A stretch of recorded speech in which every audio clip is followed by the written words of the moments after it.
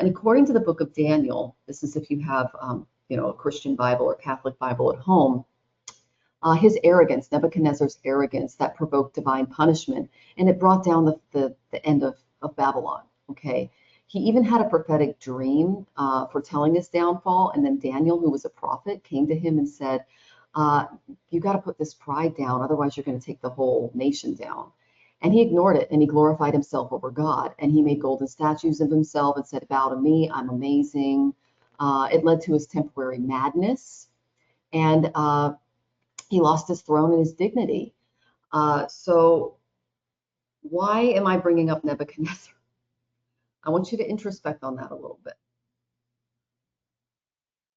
If you are from the Hebrew tradition, this is from the Ketuvim. It's the final section of the Hebrew Bible. It's separate from the Torah. I believe it's in the Tanakh, and it's in the book Sefer Daniel. So the book of Sefer Daniel, Sefer means book. You can go into more detail on the life of King Nebuchadnezzar and how he brought forth the enslavement of the Jews and the end of the Babylonian Empire. It was eventually taken over by the Persians. Just to give you guys just a recap of this. So he destroyed Jerusalem and he put them all into Babylonian captivity. And that was, I believe, Daniel 1:7. And then he conquered Judah and he built the first temple in 586 BC.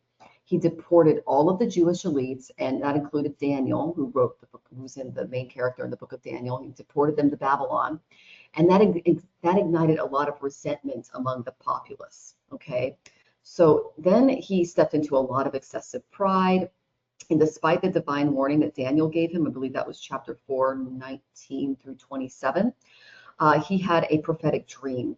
And it was a great tree that was being cut down, and it symbolized his downfall. And then Daniel came to him and said, "Hey, that dream that signified your downfall, now King Nebuchadnezzar, it was real. You need to pay heedance to it.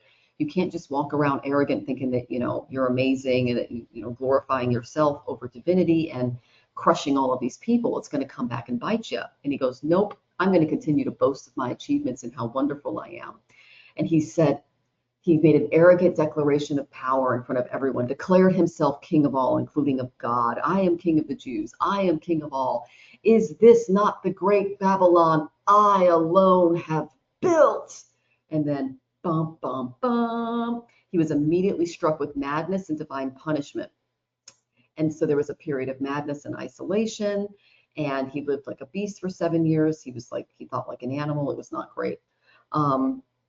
He eventually did become humbled, but the weak successors and the internal instability that he caused by inviting all of the Persians and the enemies of his nation into the gold mine. It's like, "Oh, look at how much gold we have. Look at how much technology we have. Look how innovative we are. Look at what I did. I'm so smart. I'm so wonderful. I'm so great. Look at this system. Look at that system." And he let all the enemies in, and they went, "Huh, let's go get it." And they did.